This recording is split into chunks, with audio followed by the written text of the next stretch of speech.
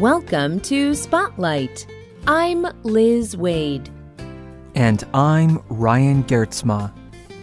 Spotlight uses a special English method of broadcasting. It is easier for people to understand no matter where in the world they live.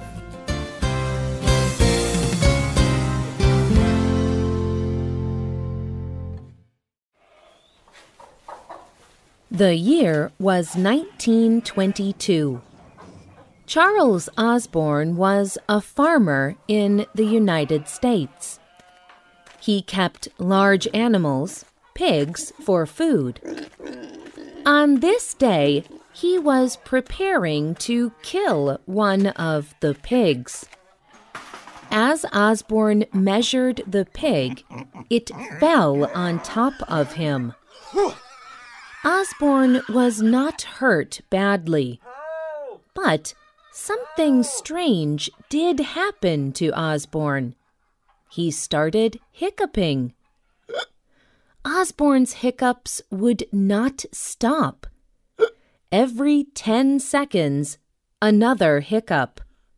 10 more seconds, and another hiccup. For years, doctors tried to help him.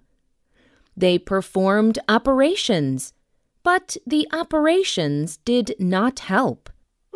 The hiccups continued for years. His case was so interesting that even television programs wanted to talk to him about his experience. 68 years later, Osborne's hiccups finally stopped. Osborne died about a year later. No one knows why Charles Osborne started hiccuping, and no one knows why he stopped hiccuping either. Few of us will experience such an extreme case of the hiccups, but all of us have hiccuped at some point in our lives. What exactly is a hiccup? Why do our bodies hiccup? Is there a purpose? Today's Spotlight is on hiccups.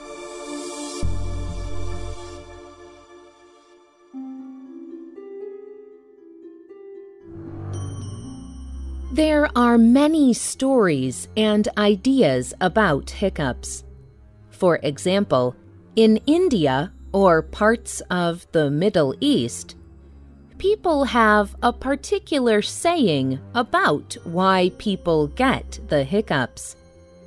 They might say that you got the hiccups because someone is thinking about you. In other places, people may say you got the hiccups because someone is saying bad things about you. They say the only way to stop your hiccups is to think of the person who is talking about you. These theories are not based in science.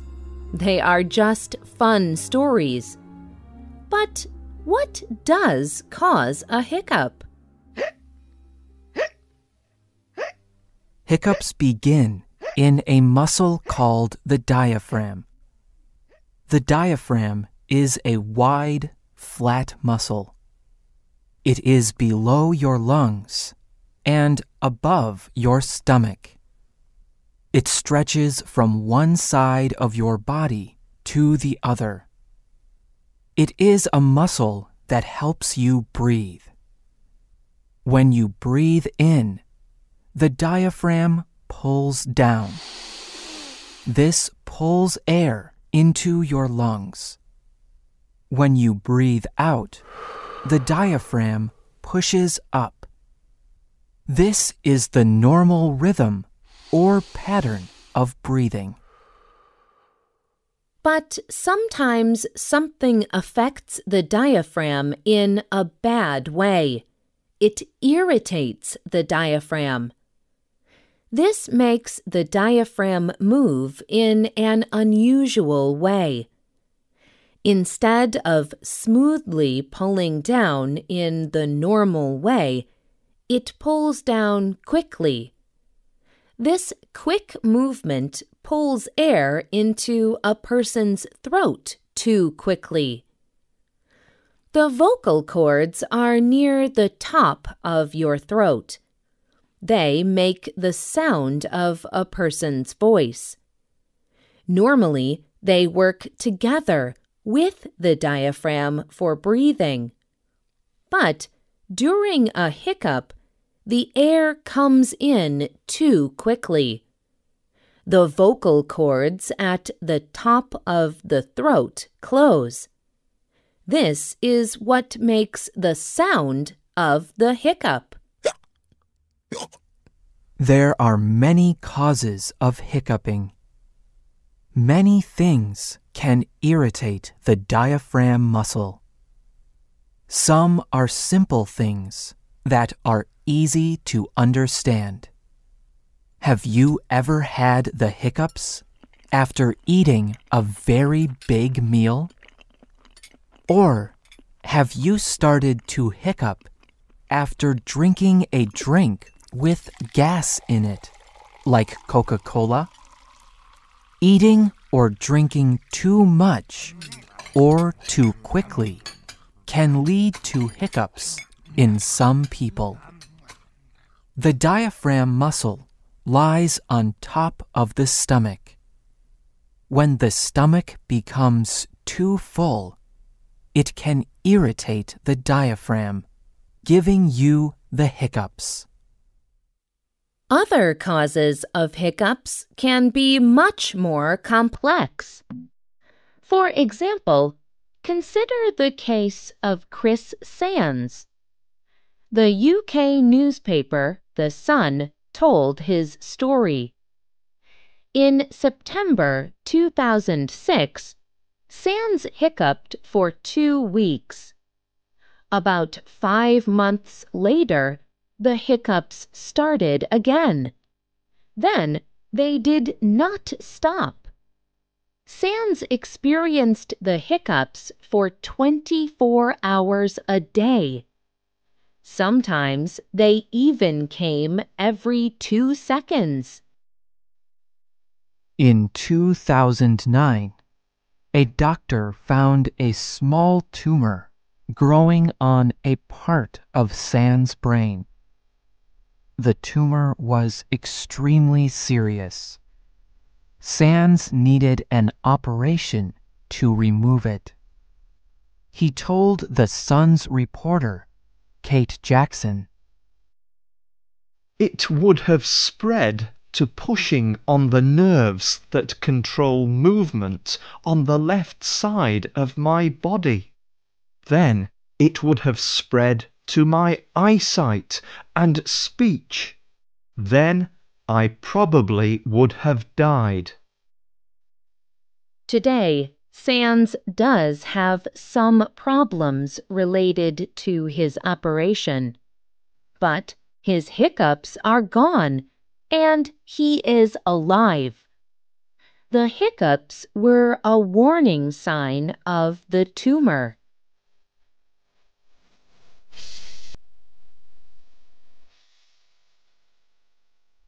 The good news is that hiccups are very normal for most people. In fact, they usually only affect someone for a few minutes. Then they go away. And hiccup experts say there are things people can do to avoid the hiccups. One of these things is to slow down while eating and drinking.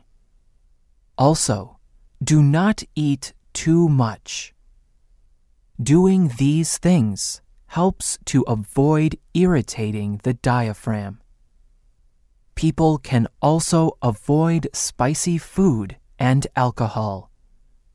These things irritate the stomach lining, which can also irritate the diaphragm.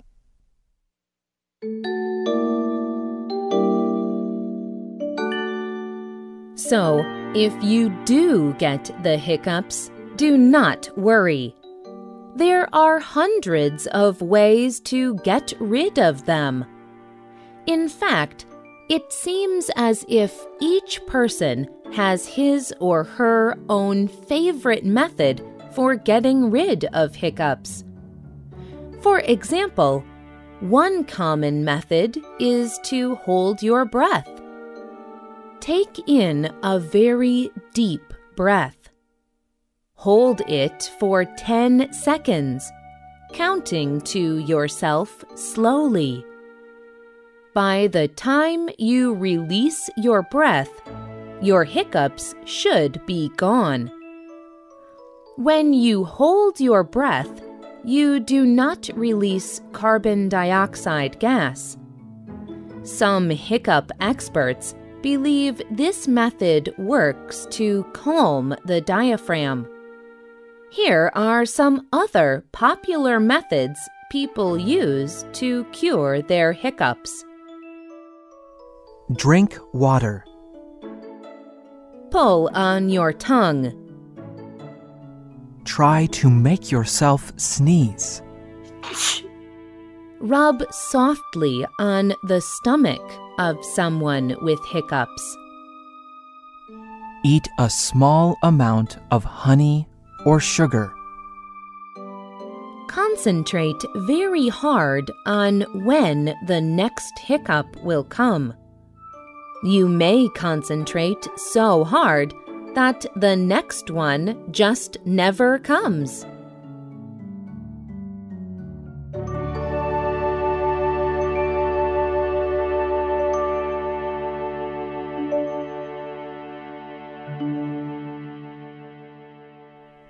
These methods do not work for every person, but people who really want to get rid of their hiccups will often try anything. What are your favorite methods for getting rid of hiccups?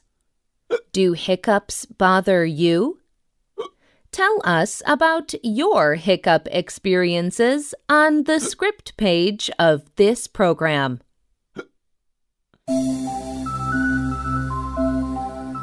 The writer and producer of this program was Liz Waid. The voices you heard were from the United States and the United Kingdom. All quotes were adapted for this program and voiced by Spotlight. You can listen to this program again and read it on the internet at www.radioenglish.net. This program is called Why Do I Hiccup? You can also email us at radio@radioenglish.net and find us on Facebook. Just search for Spotlight Radio. We hope you can join us again for the next Spotlight program. Goodbye.